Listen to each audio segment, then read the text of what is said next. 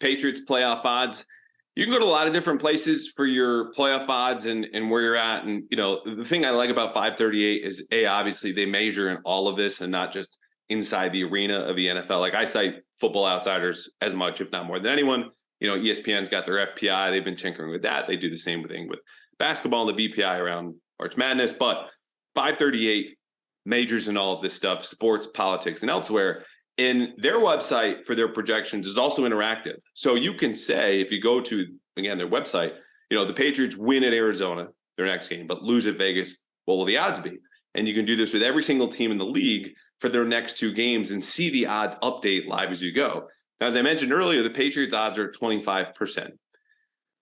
Staying and starting simple, and we'll go out to the next 2 weeks. We'll look around the AFC and see how these things change. But let's start small here. If the Patriots just win at Arizona on Monday night, their odds, according to 538, will go from 25% to 40%. Obviously, a big bump. If they go to Vegas then and win, so you're 2-0 out west, Monday night game against the Cardinals, then a short week, they're going to stay out in Arizona, practice there, and then play against Las Vegas.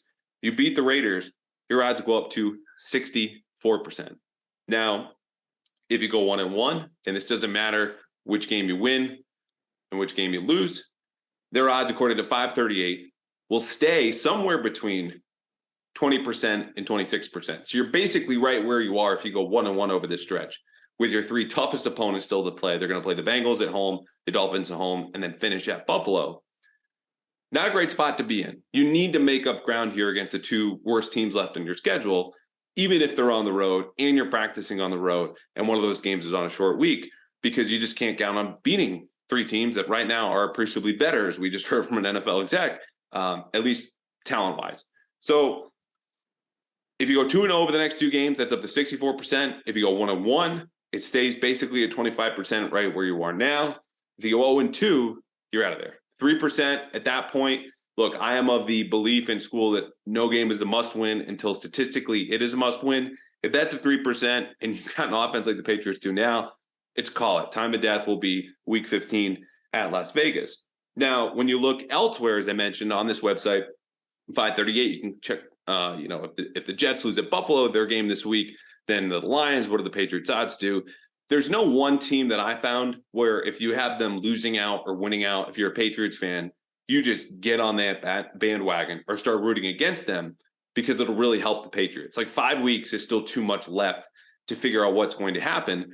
And you don't need to go far back in time to find an example where things can totally fall apart or change for a team, for the better, where the Patriots were, of course, the number one seed in the AFC last year after beating Buffalo in Buffalo, and then go 1-3 down the stretch and get housed by the Bills. On the flip side, the Bengals, not considered serious at all, make a run over that same stretch and go all the way to the Super Bowl. So the thing I will say is, though, is the Patriots being 6-6 and the first team out in the AFC playoff picture, tied with the Chargers, but they have obviously the tiebreaker with them, is that you can root against the Jets like you normally do and do it even harder, because they're 7-5. They've got the last wild card spot.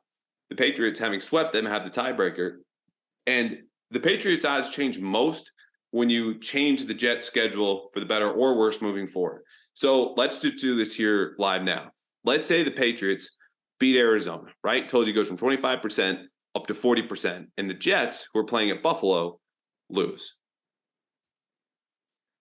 The Patriots' odds then go up just to 42%.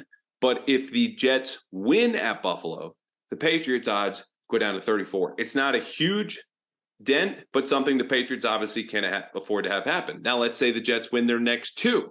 The Patriots' odds, even after beating Arizona, will have gone from 40% down to 29%.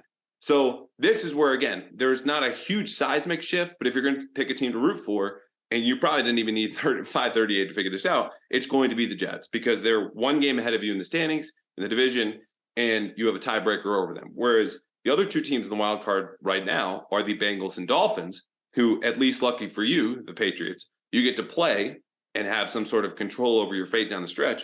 But they're 8-4. They're 2 games up against you, obviously much more talent.